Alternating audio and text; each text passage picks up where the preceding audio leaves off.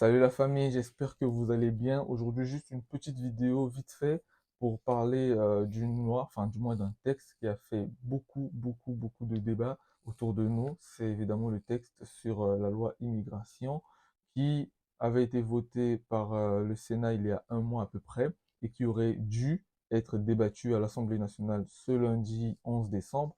Et malheureusement, ça n'a pas été le cas parce que la loi, enfin le texte du moins a été rejeté. Donc, on parle de tout ça après le générique.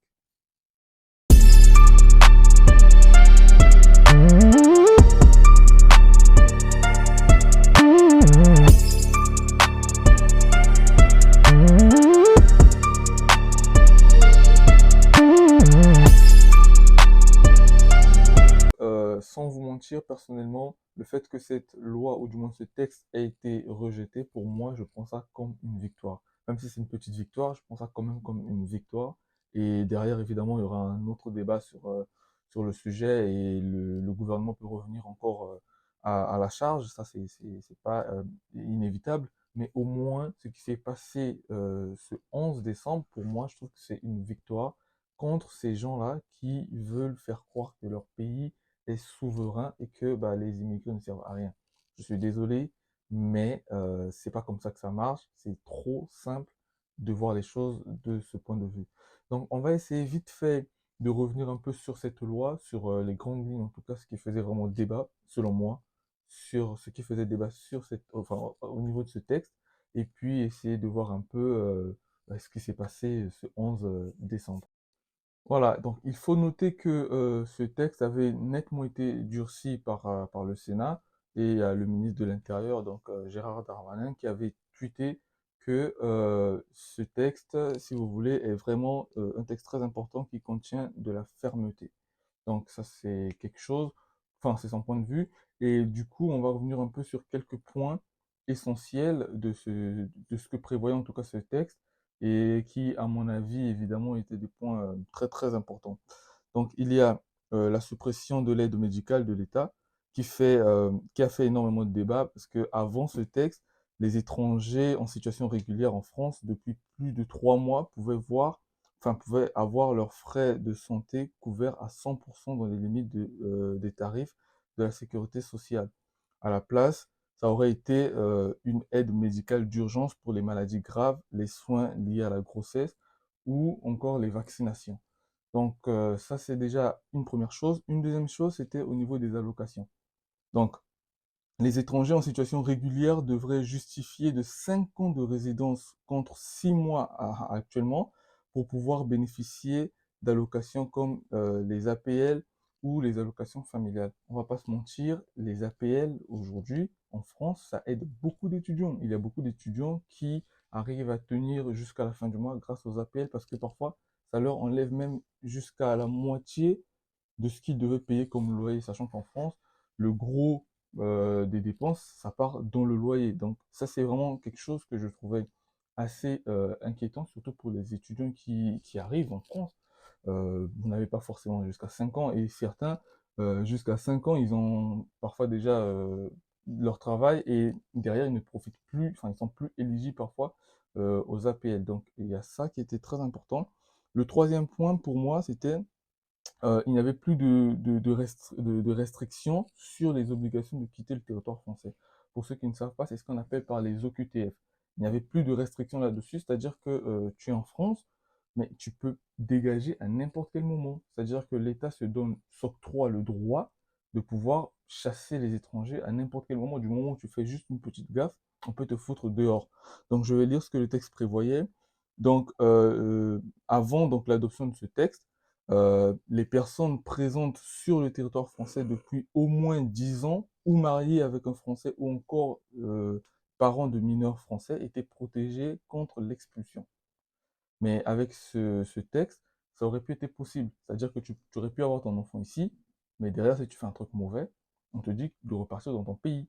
Donc, c'est assez grave de voir que bah, tu habites dans un pays étranger, c'est vrai, mais tu n'as plus vraiment d'assurance d'y rester parce que à n'importe quel moment, on peut te dire prends tes affaires et casse-toi. Et ça, c'est pour moi, je trouve que c'est assez terrible. Et le quatrième point, c'est que c'était par rapport à l'automaticité du droit au sol. C'est-à-dire qu'actuellement, un enfant qui naît en France, bah, à sa majorité, il a automatiquement la nationalité française, donc à ses 18 ans. Mais avec ce texte, il faudrait que l'enfant manifeste l'envie d'être français entre 16 et 18 ans, et aussi que, bah, auparavant, qu'il n'y ait pas de casier judiciaire. Si l'enfant a un casier judiciaire, il ne pourra pas avoir la nationalité française. Donc ça aussi, c'est assez pénalisant. Et l'autre point, selon moi, c'est que l'article initial sur la régularisation des sans-papiers dans les métiers en tension comme la restauration, le bâtiment ou l'aide à la personne a été donc supprimé. La procédure pour obtenir un titre de séjour est strictement encadrée. Il faudrait avoir exercé un emploi sous tension pendant au moins 12 mois. On te dit, tu es sans papier, il faut que tu exerces un emploi au moins pendant 12 mois pour qu'on régularise ta situation, sachant que pour travailler sur ces 12 mois-là, il faut que tu aies les papiers. Donc, tu n'as pas de papier, il faut un travail pendant 12 mois, mais sans les papiers, tu ne peux pas avoir le travail pendant 12 mois. Et donc, tu te retrouves en fait dans une boucle qui est trop compliquée en fait. Tu ne peux pas t'en sortir. Parce que derrière, si tu es sans papier et que tu as un travail pendant 12 mois, mais il faut que tu arrives à justifier ça. Mais souvent, quand tu es sans papier, tu ne peux pas justifier parce que ce que tu fais comme boulot n'est même pas déclaré. Donc, c'est pas déclaré, c'est difficile que tu aies des justificatifs. Et donc, c'est compliqué derrière. Et le dernier point, selon moi, c'était que bah, le Sénat avait durci le regroupement familial. Ça aussi, je trouvais ça assez injuste en vrai. Donc, voici un peu un résumé sur les points phares que moi j'ai notés en tout cas par rapport à cette loi. Mais au-delà de ça, cette loi donc qui avait été votée donc au Sénat, il fallait que cette loi soit donc débattue ce lundi 11 décembre à l'Assemblée nationale. Et bah, vous aviez le ministre donc de l'Intérieur Gérard Darmanin et tout le gouvernement qui était rassurés sur le fait que bah, le texte allait être débattu à l'Assemblée nationale. Et voici un peu ce qu'il avait dit lui avant, avant que bah, le texte arrive à l'Assemblée nationale. Voici ce qu'il disait lui. La motion de rejet, qu'est-ce qui se passe si elle est votée concrètement? Ah ben, on rejette le texte à l'Assemblée, c'est-à-dire que ça retourne au Sénat. Bon, pas très bien. Qu'est-ce qui se passe à ce moment-là pour vous? Bah, on discutera avec le Sénat, qu'est-ce que je vous dise. Moi, Et donc à ce ce serait moment-là, ça veut étonnant. dire qu'on irait sur quelque chose de beaucoup plus... On verra bien. Ce serait étonnant que les députés qui représentent les Français ne voudraient pas discuter du sujet, qu'on soit pour ou qu'on soit contre le texte. Bah, c'est pas raisonnable, c'est pas sérieux. Donc, vous voyez concrètement que bah, même lui, il s'attendait pas à ce qu'il y ait un rejet. Donc, il s'attendait forcément à ce qu'il y ait... Enfin, il était sûr de lui, il s'attendait que bon, le texte allait être débattu et tout et tout. Mais les choses ne vont pas se passer comme ça. Malheureusement pour lui, je ne sais pas si vous vous rendez compte, mais le texte n'a même pas eu le temps d'être débattu. C'est-à-dire que les mecs à l'Assemblée, à la majorité en tout cas, ils n'ont même pas voulu que le texte soit débattu. Ils ont directement rejeté le texte. Et ça, pour moi, c'est un signe trop fort. Même eux-mêmes, ils ont compris que mais ça, on va perdre de temps à débattre sur un sujet, enfin sur un texte comme ça et tout, ça sert à rien. Avant même d'arriver au bout, les gars ont stoppé le truc. Donc là, le texte est reparti.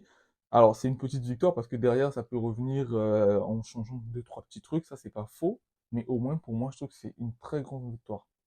Que ce texte ait au moins été rejeté sans même être débattu. Pour moi, c'est un acte fort. Alors, il faut comprendre que pour moi, personnellement, personnellement, j'étais convaincu que ce texte n'allait jamais être adopté.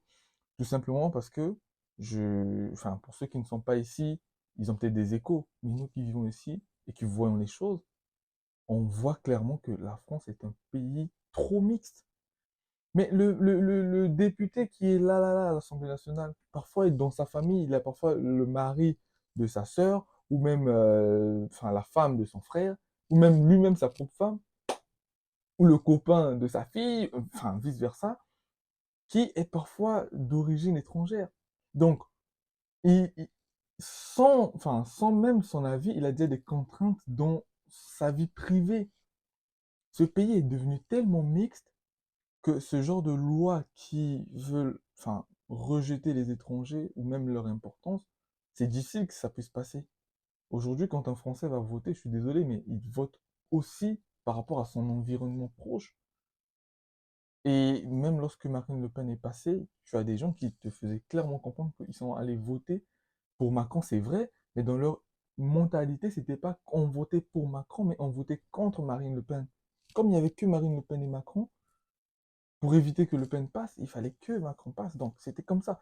Et donc il faut comprendre que pour moi, je trouve que ce pays, sans faire de la politique, ce pays, il est tellement mixte que dès que tu veux toucher aux étrangers, je suis désolé, mais c'est vraiment à tout le peuple que tu touches.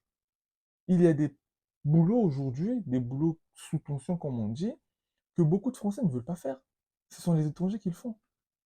Il y a la majorité des étrangers ici qui cherchent les papiers. Je suis désolé, mais le gars, il se réveille à 7 heures, il va travailler, il rentre chez lui parfois les 23 heures. Aucun Français ne va faire ça. Et ça, les patrons, ils aiment ça. Donc, ça fait que derrière, le mec, il travaille beaucoup, il est sous-payé, mais tu as une pression forcément de ces patrons. Alors, toi, tu veux lui enlever tous ces bons travailleurs pour qu'ils fassent quoi comme chiffre d'affaires? Donc, dans cette situation, en tout cas, tout le monde se retrouve, tout le monde a au moins un proche, une connaissance qu'il aime bien, qui est d'origine étrangère, qui a des parents immigrés, etc., ou qui est lui-même immigré. Donc, derrière cette loi, forcément, elle est très difficile très difficile à voter, quoi. Parce que tu voudrais bien voter ça pour le bien de ton pays, mais derrière, tu as l'impression de trahir parfois même tes proches. Et à la fin de la vidéo, je vais vous laisser avec la réaction d'un député que j'apprécie beaucoup, quand même. Mm. Et vous allez voir que pour lui, c'était une victoire. Et il qualifie même ce texte de texte raciste. Parce que bah, c'est sa vision des choses. Qu'est-ce que vous voulez que je vous dise? Donc, ceux qui avaient vraiment peur, parce qu'il y a beaucoup de gens qui s'affolaient quand même sur les réseaux sociaux de savoir à peu près, enfin, qu'est-ce il devait advenir plutôt de ce texte, est-ce que ça aurait été compliqué la procédure et tout. Je vous dis pas que ça serait facile, mais au moins sachez que ce texte n'a pas été adopté.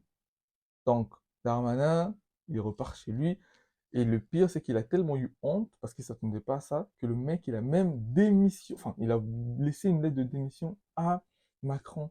Bon, Macron a refusé sa lettre de démission, mais il a tellement eu honte qu'il a voulu démissionner. Parce que c'est une honte. Vous avez vu vous-même sur la vidéo qu'il ne s'attendait pas à ce qu'il y ait rejet à l'Assemblée nationale. Il ne s'attendait pas à ça. Qu'est-ce que vous voulez que je vous dise? Donc, en tout cas, les amis, on se capte bientôt pour une prochaine vidéo qui, j'espère, sera très intéressante parce que ça va aborder un sujet, je pense que qui vous intéressera aussi, c'est le poids des JO, donc les Jeux Olympiques de Paris 2024, sur votre procédure, sur la vie étudiante en France, sur le coût de la vie, parce que ça, croyez-moi, vous devez prendre ça en compte. Les JO vont bouleverser beaucoup de choses et nous qui sommes ici, ben, on commence déjà à le voir. Surtout ceux qui viendront en région parisienne. Apprêtez-vous parce que ce ne sera pas facile. Donc, on se dit en tout cas à bientôt. Je vous laisse avec la petite vidéo.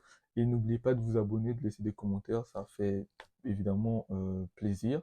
Donc, et ça me donne aussi de la force. Et on se capte donc pour une prochaine vidéo en tout cas. Ciao, ciao. Bon les amis, un événement considérable vient de se produire à l'Assemblée nationale. On a battu Gérald Darmanin, on a battu son texte raciste sur l'immigration qu'il voulait nous présenter aujourd'hui à l'Assemblée nationale. Que s'est-il passé? Avant même le début de l'examen du texte, la NUPES avait déposé une motion de rejet préalable, c'est-à-dire qu'en gros, on repousse le texte avant même de commencer le débat. Pourquoi nous avions déposé ça? Eh bien parce qu'on en a déjà débattu en réalité en commission et qu'on a pu voir que ce texte était inutile, dangereux, contre-républicain et qu'il n'apportait absolument rien pour notre pays. Darmanin a dit qu'on ne voulait pas débattre. En réalité, ce débat, on l'a déjà fait. Et ce qu'on voulait faire, c'était battre ce texte et battre Gérald Darmanin. On a réussi, ça s'est joué à 5 voix près. Il faut savoir que ça, c'était pas arrivé depuis 25 ans. Depuis 25 ans, il n'y avait pas eu de texte qui était battu dès le départ à l'Assemblée nationale. Là, c'est arrivé aujourd'hui. Et c'est un approfondissement de la crise politique qui est en cours depuis maintenant longtemps, puisqu'il ne faudrait pas l'oublier, mais les macronistes ont perdu le premier tour de l'élection législative, qu'ils n'ont jamais demandé de vote de confiance à l'Assemblée nationale et que donc ils sont minoritaires. Aujourd'hui, en réalité, ce qui s'est passé, c'est un rappel à l'ordre du gouvernement, un rappel à l'ordre de Gérald Darmanin. Ce gouvernement est minoritaire. Voilà, c'est ça la vérité. Ils l'avaient oublié, on vient de le leur rappeler et franchement, c'est une belle victoire. Ce texte, il est inutile et dangereux parce qu'il ne défend pas les valeurs de la République. Il les met en cause en réalité, en mettant en cause le droit du sol à Mayotte par exemple. Et ça, c'est un énorme problème pour notre République. Et puis, par ailleurs, c'est un texte qui ne parle pas des vrais problèmes de l'immigration, qui ne parle pas des causes de l'immigration, qui ne parle pas du capitalisme et de l'impérialisme, qui appauvrissent un certain nombre de pays dont sont originaires un certain nombre de personnes. Là, il n'y avait personne pour parler du capitalisme et de l'impérialisme. Et ce texte était l'un des grands absents de ce texte, parce qu'il ne faut pas oublier que les gens ne quittent pas leur pays par plaisir. L'exil, il est toujours forcé. Les gens s'éloignent de leur famille, ils s'éloignent de leur pays, ils s'éloignent de leur patrie, de l'endroit qu'ils aiment, des nourritures qu'ils aiment, des paysages qu'ils aiment.